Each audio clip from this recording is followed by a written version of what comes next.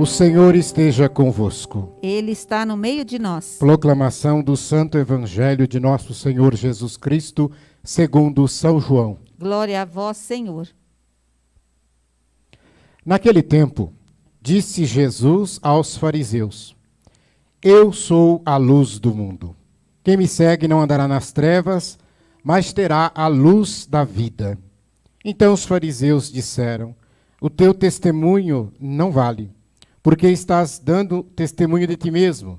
Jesus respondeu: Ainda que eu dê testemunho de mim mesmo, o meu testemunho é válido, porque sei de onde venho e para onde vou. Mas vós não sabeis de onde venho, nem para onde vou. Vós julgais segundo a carne. Eu não julgo ninguém, e se eu julgo, o meu julgamento é verdadeiro, porque não estou só, mas comigo está o Pai que me enviou. Na vossa lei está escrito que o testemunho de duas pessoas é verdadeiro.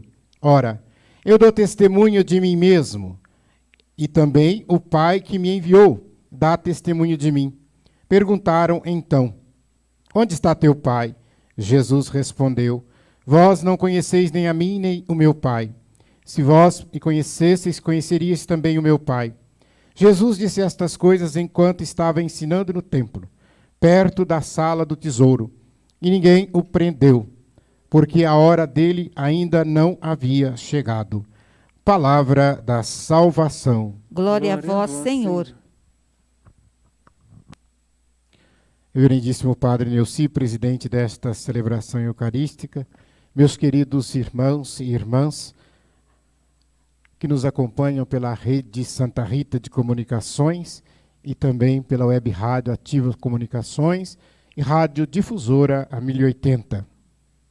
Entramos na quinta semana, começamos ontem da Quaresma, e hoje nós temos uma belíssima passagem do Antigo Testamento que vem da profecia de Daniel nos contar um caso interessante sobre Susana, esta mulher que nos leva a refletir na sua história e na injustiça que ela só não veio a sofrer por completo por causa da intervenção do profeta Daniel. Também nos leva a refletir de que a mentira não nos leva a lugar algum. Tem gente que usa um ditado para dizer que a mentira tem perna curta. Eu até diria que mentira sequer perna tem, porque ela não sai do lugar. O mentiroso é fadado a como aquele que amassa o barro. E o método usado aqui nessa leitura pelo profeta para desmascarar aqueles falsários é, até os dias atuais, muito usado nos meios policiais para desvendar crimes. Ou seja, o método que ouvir as testemunhas em apartados, não permitindo que uma tenha contato com outra antes do interrogatório. Por quê? Para que elas não combinem uma falsa história. Quem diz a verdade, meus irmãos, não cai em contradição, porque a verdade a gente não esquece, ao passo que a mentira, por ser sempre rica em detalhes, ela leva o mentiroso a cair em contradição, pois não se lembra de todos os detalhes que ele inventou, e aí às vezes ele troca alhos por bugalhos, né? A gente diz assim que nos meios jurídicos sempre se diz que quando uma pessoa, ao contar um fato, ela enriquece com detalhes extravagantes, é quase certeza que esse testemunho é falso. Imaginem vocês, só para que nós possamos entender, uma testemunha de um acidente ocorrido, por exemplo, há anos atrás, e como a justiça demora um pouco, né? Passa 2, 3, 4 anos, aí convoca-se a testemunha para ser ouvida. E aí o juiz pergunta para a testemunha, né? O que você viu do dia, vamos supor que ela estivesse ali testemunhando um acidente de trânsito. Aí a testemunha mentirosa começa assim: Olha, meritíssimo, O meu relógio marcava 16 horas, 39 minutos e 40 segundos. Quando eu olhei para o semáforo, vi que ele estava verde para o carro da vítima, que era um Ford Ka azul, placas BLX 3452, da cidade de Ribeirão Preto. E o motorista estava de óculos escuro e usava uma camisa verde água. Gente, nenhuma mente guarda tantos detalhes. Então, isso daí já nos leva a desconfiar. Sem contar também, quando nós nos deparamos com aquela situação que Daniel fez, que nós, nos meios policiais e também os jurídicos, nos tribunais, se faz isso. Então você, às vezes, fala para uma testemunha assim, olha, é melhor você falar a verdade porque o outro já falou. E aí a pessoa fica lá, será que falou? Será que não falou? Porque se ele falou e eu não contar a história dele, eu aqui vou dar falso testemunho. Por quê? Porque a testemunha, ela não pode mentir. Ou seja, aquele que, de repente, está sendo acusado, se ele mentir, ele não vai ser condenado. Mas quem é testemunha faz o compromisso de falar a verdade. E se ficar provado que falou mentira, vai ser preso, vai pagar por isso. Então, meus irmãos, quando esta leitura traz essa sabedoria, que não é humana, mas é divina, do profeta, em fazer com que as testemunhas entrassem em contradição. E um jeito simples, ele usou uma árvore. Perguntou para eles, embaixo de qual árvore vocês viram ela abraçada com ele? Um falou, embaixo de uma aroeira. E tudo bem, então. Chamou o outro, qual era a árvore? Era uma zinheira. Quer dizer, então, um detalhe tão simples. Por quê? Porque estavam na mentira. E tem um outro detalhe quando nós falamos mentira, porque depois, para sustentar a mentira, não é fácil, não. Aí você tem que ficar cerceando as pessoas para que elas continuem mentindo, para alimentar a sua mentira. E quando você percebe que as pessoas estão chegando perto da verdade, de desmascarar você, você inventa uma outra mentira para sustentar a mentira antiga. E assim vai indo, fazendo o seu castelo de areia, que um dia com certeza desmorona. O nosso Deus, meus irmãos, é o Deus da verdade. Nós vemos numa passagem do Evangelho, inclusive na semana que vem nós vamos passar por ela, quando também, semelhante a esta passagem, né, os fariseus levam uma mulher surpreendida em adultério para Jesus a condená-la. E aí nós vemos que Jesus não a condena. Mas, na verdade, eles estavam ali tramando uma armadilha. E se Jesus dissesse para eles apedrejarem aquela mulher, olha só que coisa interessante, eles iam acusar Jesus de falta de misericórdia. O senhor fala tanto de amor, o senhor fala tanto de perdão, o senhor fala tanto de misericórdia, e como é que agora o senhor manda apedrejar para matar? Mas se por outro lado Jesus dissesse para que eles não apedrejassem, eles iriam dizer para ele, mas o senhor está descumprindo a lei de Moisés, porque a lei mosaica diz que tem que ser apedrejada. Mas Jesus é Deus. Jesus, na sua sabedoria infinita, ele não diz nenhuma coisa e ele não diz nem outra coisa. Ele simplesmente vai dizer, quem não tiver pecado, atire a primeira pedra. Então, olha só a sabedoria. Por isso que eu falo, nós estávamos falando de mentira, que tem muita gente que às vezes, quando não quer falar mentira, porque sabe a verdade, fala, mas se eu falar a verdade, eu vou prejudicar o outro, ou etc. Não precisa, então. Basta você dar uma resposta tal qual Jesus deu aqui.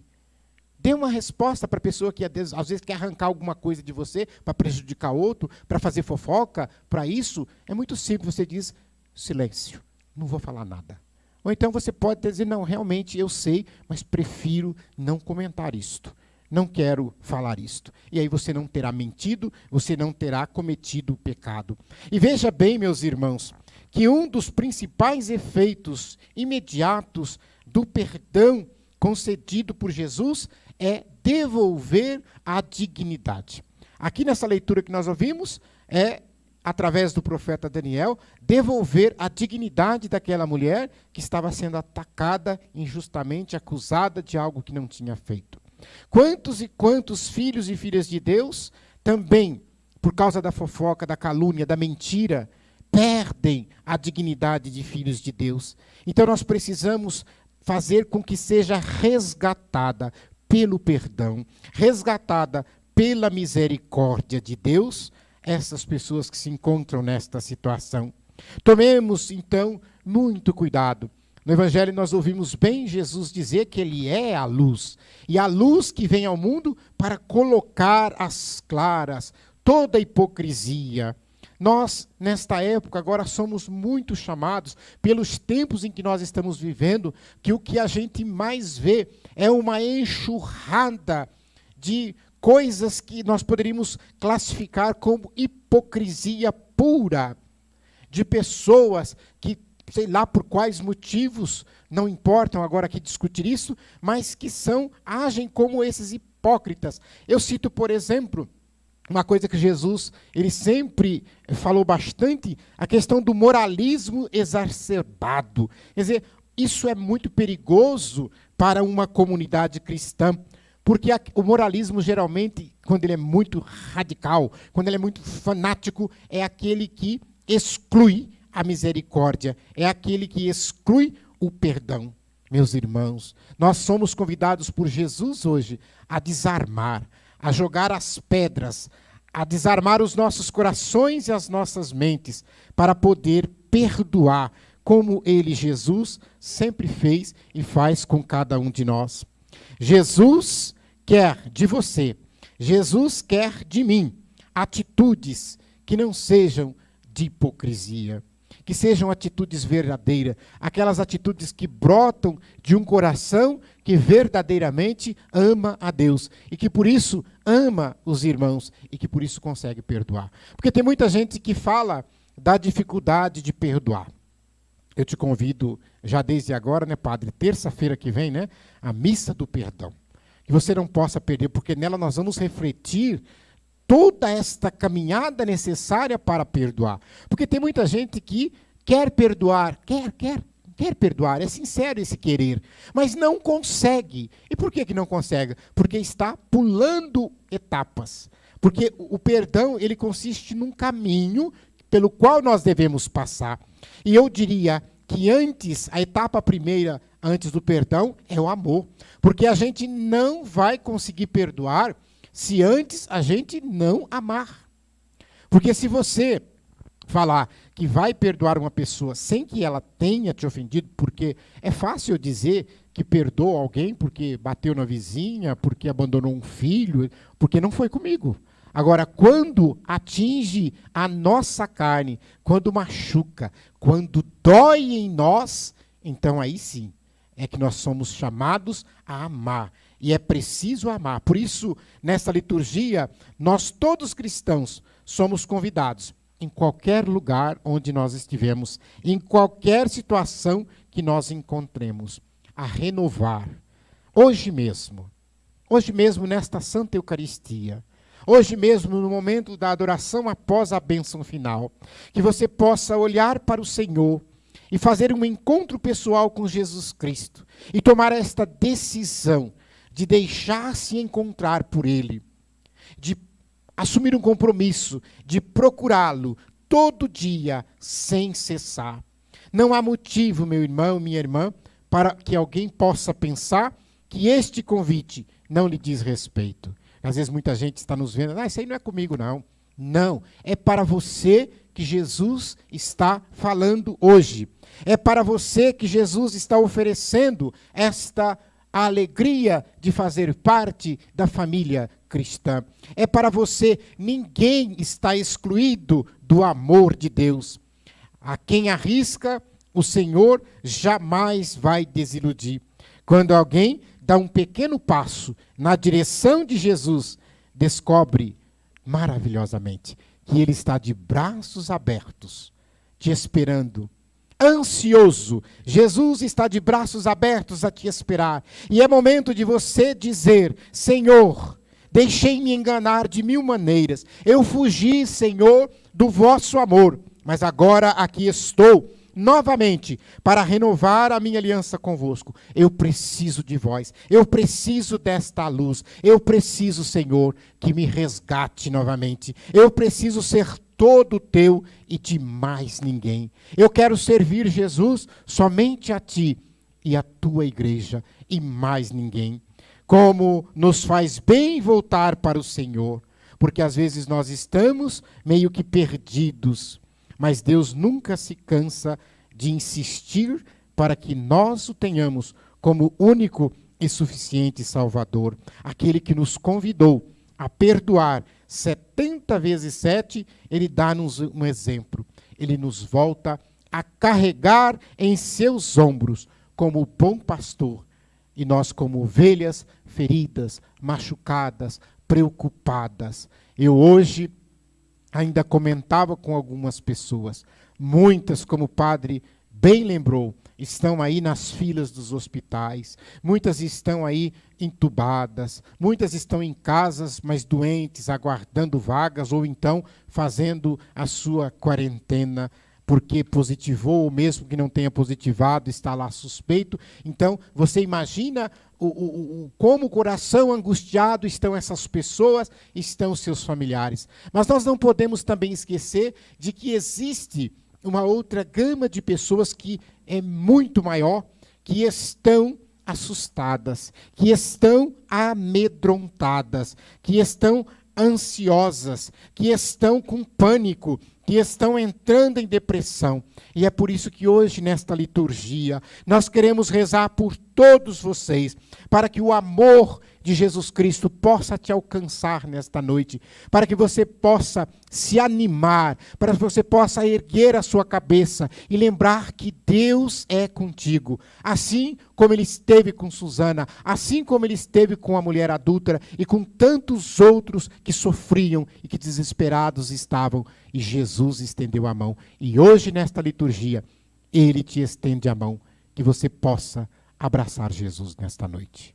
Louvado seja nosso Senhor Jesus Cristo.